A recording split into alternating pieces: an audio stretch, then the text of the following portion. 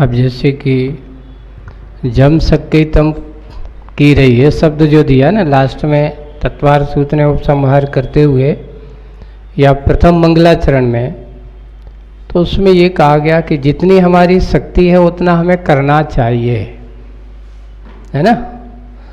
और अगर शक्ति नहीं है तो हमें श्रद्धा रखना चाहिए। जैसे कि आपको उदाहरण दे दें कि आप हो भी श्रावक, है ना, अणुव्रती हो। अब आप अभी मुनि नहीं बन सकते हो, तो अभी आपको क्या करना है, क्योंकि आप वो अभी करने थे, श्रावक के आचरण तो अभी तुम कर सकते हो। तो जम सके तम की रही, जितनी शक्ति है उतना हमें करना चाहिए। श्रावक के व्रतों का पालन करने, हमें अपने व्रत नियम संयम का पालन करना, उतना हमें करना चाहिए। जितना हम यथाशक्ति जितना जितना कर सकते हैं उतना उतना हमें करना ही चाहिए। लेकिन जो शक्ति जहाँ आप नहीं करते, क्योंकि आप महाव्रती नहीं बन सकते हो, आप अभी आरिकाएँ नहीं बन सकती हो, तो क्या करना, जम सके तम की रही। और जो न सके तो क्या करना, श्रद्धा का विषय बनाओ, उनको आचरण करके उनको आराधना का विषय बनाओ, उनको अपना ध्यान का विषय बनाओ और निरंतर ये भावना भाव कि हे भगवान मुझे भी ऐसी शक्ति बने कि मैं भी अपना ऐसा कार्य कर सकूं। इसलिए उसका श्रद्धा करना चाहिए। दूसरा एक और है, हमारे अंदर जो शक्ति है जो करने योग्य है, उसमें करने वाली चीज़ को एक ये ध्यान रखना चाहिए कि मेरे लिए मैं जो करने जा रही हूँ ये मेरे लिए सुख का कारण है कि दुख का कारण है, ये मेरे लिए सुख का हेतु है कि दुख का हेतु है। इस बात का हमें विशेष रूप से कि ऐसा नहीं कि जितनी शक्ति हमें उतना करना ही चाहिए। क्या करना चाहिए ये पहले हमें हे उपाधि की दृष्टि पहले रखना चाहिए। हमारे पास अगर हे उपाधि की दृष्टि है कि अच्छा मेरे लिए क्या है, बुरा मेरे लिए क्या है, ये श्रावक को प्रथम रूप से अपने आप को श्रद्धान का विषय बनाना चाहिए। जब हमारा श्रद्धान अच्छा होगा तो आपका किया हुआ आपके लिए सुख शांति का कारण होगा। और श्रद्धान तो हमें अपने सच्चे देवसाज गुरु पर रखना ही चाहिए। भगवानों में कोई उनके केवल ज्ञान में और उनके किसी प्रकार के गुणों में अरहंत पद में कोई कमी नहीं होती। ये तो क्या है कि हमारे इन संसारी लोगों की मान्यताएं हैं। किसी को चंदा प्रभु भगवान अच्छे लगे तो हमने चंदा प्रभु भगवान का करना, 4 लोगों को और चंदा प्रभु भगवान को तैयार कर दिया, है ना। अब जहाँ कहीं जाते हैं अपन, मान लो जैसे चले जाओ क्षेत्र पे कहीं भी होते, जहाँ कहीं अजितनाथ भगवान फेमस है तो वहाँ अजितनाथ भगवान के भक्त ज़्यादा हो जाते हैं। तो इसमें कारण है कहीं ना कहीं किसी ना किसी का नाम और पुण्य और ज़्यादा विशेष हो जाता है। जैसे एक व्यक्ति का नाम वही है, नरेंद्र नाम के बहुत सारे होंगे, है ना, पर एक नरेंद्र मोदी भी है, लेकिन नाम क्या हो जाता है, नाम का वही है कि अपने नरेंद्र मोदी जी जैसे मान लो प्रधानमंत्री, उनका नाम पद के कारण से विशेषता आ जाती है। वैसे हमारे तीर्थंकर पद में किसी प्रकार की कोई कमी नहीं है। ये वास्तविक देखा जाए तो जनश्रुति के कारण से फेमस होते हैं, लोगों की आस्था के कारण से फेमस होते हैं, बाकी और कुछ नहीं है। इसमें उनका अपना अपना कर्म का उदय, व्यक्ति की अपनी भावनाओं का सद्भाव है कि लोगों की मान्यता है जैसी बन गए तो लोगों को ज़्यादातर पार्श्वनाथ भगवान पे ज़्यादा भरोसा हो गया। तो कई लोग आकर के कहते हैं महाराज हम तो रविवार को पार्श्वनाथ भगवान का बहुत गुणगान करते हैं, तो क्या दूसरे दिन पार्श्वनाथ भगवान के गुणगान नहीं करना चाहिए? करना चाहिए, ऐसा थोड़ी है।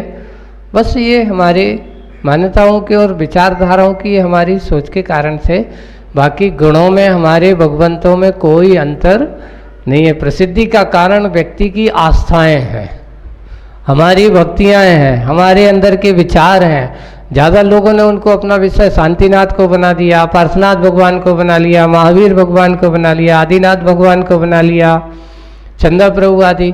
अब उस समय जब एक कहावत है, जैसी मांग के अनुसार लोगों को परोसा जाता है। तो जिनवाणियों में ज़्यादातर लोगों ने इन भगवान के हाईलाइट करके अर्ध बना दिए।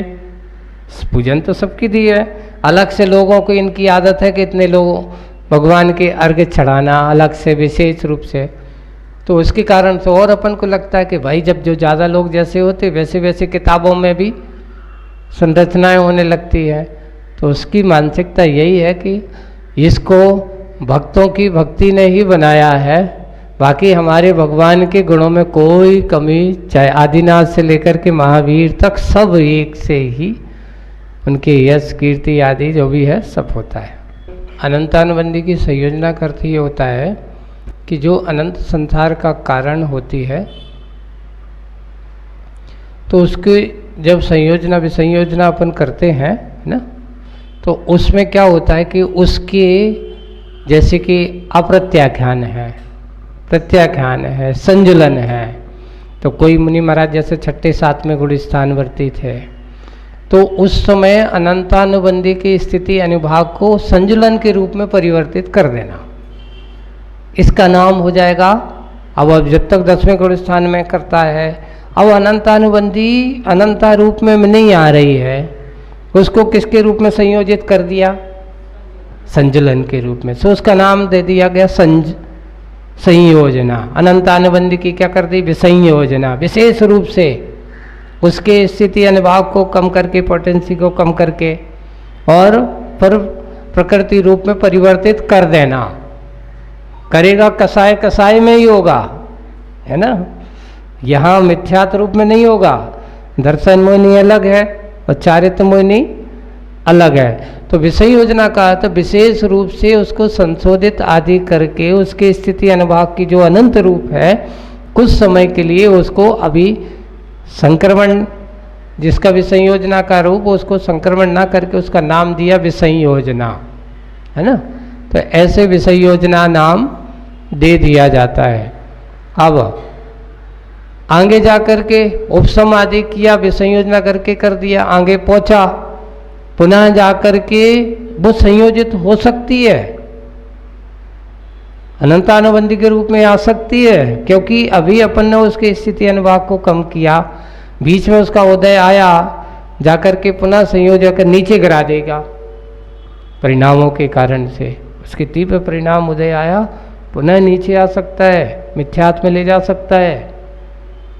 अनंतानुबंधी ने अप्रत्याख्यान वाला हुआ तो चौथे गुण स्थान तक आ सकता है, प्रत्याख्यान रूप हुआ तो 5वें गुण स्थान में आ सकता है। तो ऐसे करने का है।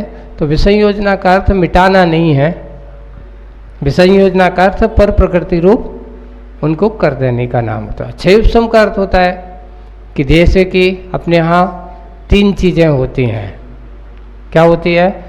एक उसमें लिखा, जब क्षयउपशम की परिभाषा पढ़ते हैं, सर्वघाती स्पर्धकों का सदवस क्षय पहले और सदवस्था रूप उपशम। कुछ का तो जो सर्वघाती स्पर्धक हैं उनको तो क्या कर दिया? क्षय कर देना, वहीं के वहीं। और जो कुछ नहीं आ पाए तो उनके लिए क्या दे? वहीं के वहीं सदवस्था रूप दबा देना, है ना। और अब उनके कर्म के प्रदेशों को एक देशघाती के रूप में उदय कराना प्रकृति के कारण से।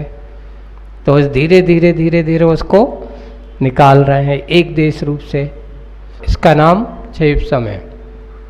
अब उसको अपन सामान्य रूप से आप लोगों को बहुत अच्छा एक उदाहरण देते हैं कि आचार्य जी का एक बहुत अच्छा उदाहरण था, सुनाया था कि आप लोग जैसे बाज़ार से गेहूँ वगैरह लाते हो, है ना, तो सबसे पहले क्या करते हो?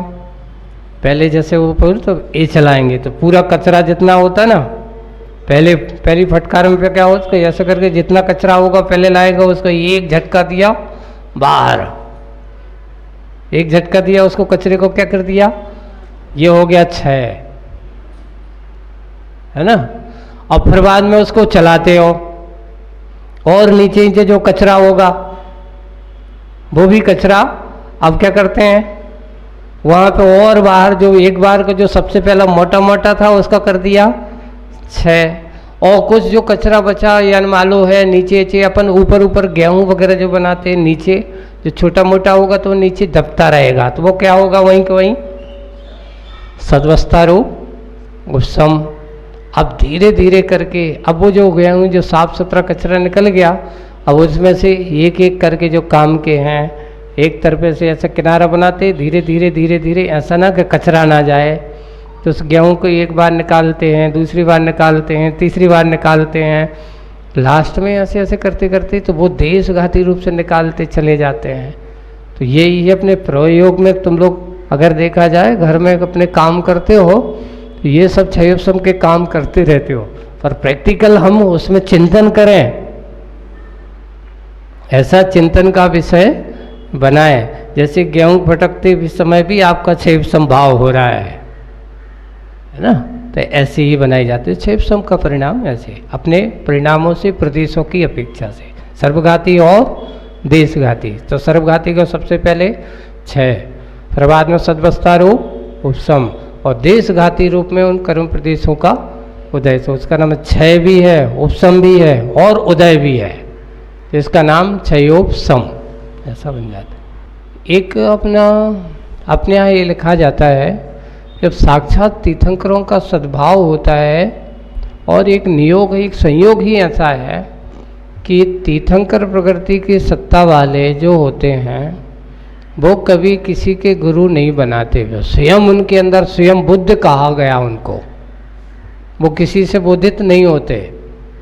एक तो उनका अपने लिखा है कि आप स्वयं बुद्ध हो भगवान, आपको उपदेश देने की जरूरत नहीं है, आपके अंदर इसने ज्ञान की प्रणति, आप स्वयं सबके अपने आप के कर्मों के ज्ञाता दृष्टा हो, इसलिए आपको और किसी प्रकार का कोई बोधित, मान लो ये मत कहो कि इस भाव में नहीं कर रहे तो पहले नहीं किया।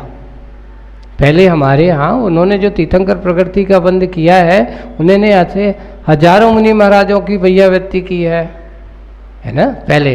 तो पुराना पुण्य का वर्तमान में सत्ता के रूप में आया है तीर्थंकर प्रकृति का बंद, भगवान की भक्ति की है, पूजन की, अकृत्यम चैत्यालय आदि शाश्वत चैत्यालय हैं, ऐसे जिन मंदिर आदि हैं सबकी पूजन करते हैं, तो उसी का प्रतिफल रहता है कि तीर्थंकर प्रकृति का बंद हुआ। अब उस प्रकृति की सत्ता के साथ जब भी होता है तो उनका ऐसा नियोग संयोग है कि अब उन्हें किसी गुरु महाराज की जरूरत नहीं है, उन्हें अब भगवान के पास जाने की, उनके लिए अपने आप को ऐसा नहीं कि वो नहीं जाते होंगे या ध्यान नहीं करते होंगे, उनका हमेशा ऐसा संयोग। और जब नियोग बनता है ना, तो जाकर के अच्छे मुनि दीक्षा आदि का संयोग लेते वैराग्य भाव हो जाता है और स्वयं दीक्षित होते हैं, वो किसी से दीक्षा लेते नहीं है। अब थोड़ा सा इसको हम दूसरी की बात करें, कभी कभार जिनके अंदर संसार में बहुत सारे ऐसे लोग मिलेंगे जिनने कभी अपने जीवन काल में मंदिर भी नहीं गए होंगे, कई उदाहरण मिलेंगे आपको, और कभी कभार कदाचित चले गए नहीं चले गए, बाद में उनके मन में ऐसा विकल्प होता है, ऐसा भाव जागता है कि नहीं सब कुछ धिक्कार है, नहीं दीक्षा लेना है, और जाकर के दीक्षित लेकर के मुनि बन जाते हैं, अच्छे विचार हो जाते हैं। तो वैराग्य की परिणति ऐसे हमारे तीर्थंकरों की जो होती है, उन्हें किसी प्रकार का, उनको तो स्वयं बुद्ध कहा, वे स्वयं बोधित हैं, उनके किसी की जरूरत नहीं होती। और एक और है, हमारे तीर्थंकर किसी से दीक्षा लेते भी नहीं हैं तो किसी को दीक्षा देते भी नहीं हैं, एक विशेष बात है, वे किसी को दीक्षा नहीं देते। तीर्थंकर के समुचरण में मुनि राजों या लोग श्रावक लोग जाकर के दीक्षा लेते हैं, बाकी हमारे भगवान किसी को दीक्षा तो स्वयं ऐसे हैं, इसलिए उनका अपना एक विशेष रूप से उनका व्यक्तित्व तो अलग होता है। तीर्थंकर प्रकृति की सत्ता वाले बालकों को समुचरण, अपना मंदिर समुचरण का प्रतीक माना जाता है। और मंदिर वास्तु जो होता है कि उसमें सभी घंटा ध्वजा आदि परिवार विभूषितेभ्यो, हमारे चैत्य भक्ति में ऐसा कहा है कि घंटा है, ध्वजा है, शिखर है, इससे जो विभूषित जो होते वो हमारे चैत्यालय जिनालय होते हैं, है ना। तो शिखर आदि जो होते ये हमारी एनर्जी के बहुत बड़े केंद्र माने जाते हैं। जहाँ हमारे इस मंदिर के जो शिखर जो बनाया जाता है, शिखर बनाने का क्या है, जैसे आजकल बड़े बड़े तुम देख रहे हो पिरामिड चिकित्सा चल रही है ना। पिरामिड क्या है? शिखर का ही रूप है एक हमारा।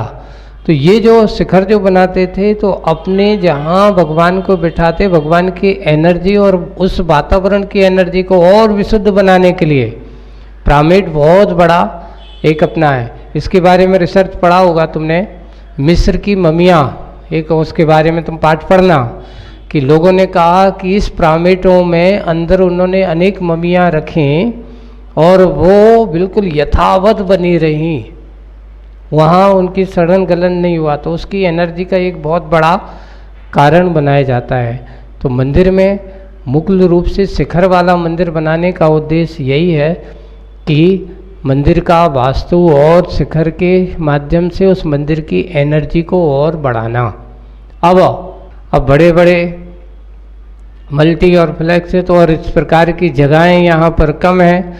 अब लोगों का धर्म ध्यान अच्छे से चलता रहा है और यहाँ बैठ कर के आज इसको अभी शिखर वाला नहीं बनाया तो इसको चैत्यालय का रूप देते हैं। इसको अभी मंदिर नहीं कहा जाता, क्योंकि अभी मंदिर में पूर्णतः शिखर आदि जहाँ होते उसको मंदिर बोलते हैं। इसको अपन चैत्यालय का रूप ही दे सकते हैं। जहाँ अनुकूलता होती तो हम तो ये लोगों से कहते हैं कि भाई माहौल हो तो अपन को शिखर ही बनाना चाहिए, यही सबसे बड़ा कारण बन सकता है। अब दूसरा एक और है, अपन थोड़ा चाहे अच्छे दिमाग में आया कि अपन जब निर्माण करते हैं तो अपना वेदी के ऊपर जैसे बना रहे हैं तो उसको अपन एक काम कर सकते हैं कि जैसे अपन स्लिप वगैरह डालते ही हैं तो भगवान की वेदी के ऊपर एक छोटा सा पिरामिड का रूप दे सकते हैं। ऊपर अपन ज़्यादा बड़ा नहीं दे सकते, अंदर अंदर अपन जैसे छोटा सा निकाल करके उससे अपने क्या हो जाएगा कि एनर्जी का एक अच्छा बड़ा सूत्र है। ये जैसे अपन ने मंदिर के ऊपर ये देख रहे हो, ये छोटे छोटे बना के रखे हैं, यानी अपन ने उसी वेदी को अपन एनर्जेटिक बनाने का एक कारण है। ये बनाए जो जाते हैं, ये शिखरियाँ जो बनाते हैं अपन, तो इसको एनर्जी और भगवान के वहाँ का एक वातावरण को और अच्छा, क्योंकि अपनी प्रकृति में एनर्जी भरी पड़ी हुई है। अपना शरीर और यहाँ के वातावरण को देखते हैं तो सबसे बड़ा कहा है कि हमारी प्रकृति में सारा का सारा व्यक्ति को जीवन जीने की ऊर्जाएं एनर्जी भरी पड़ी है। बस हमारी सोच और हमारे रहन सहन, हमारे खान पान, वो एनर्जी, बस उसको हमें क्या करना, सदुपयोग करने की ज़रूरत है। उसका हमें उपयोग करने की आवश्यकता है। कई ऐसे ऐसे व्यक्ति होते हैं जो वास्तविक रूप से ध्यान आदि करते हैं, भोजन नहीं करके भी वो वर्षों जीते हैं, अकेले पानी पी पी करके भी रहते हैं। अपन जितना अपना भगवान की विनय और भक्ति कर सकते हैं कि हमारे भगवान के ऊपर किसी का कोई पैर आदि ना आए, इस प्रकार उसकी व्यवस्था अपन कर सकते हैं। इतना है।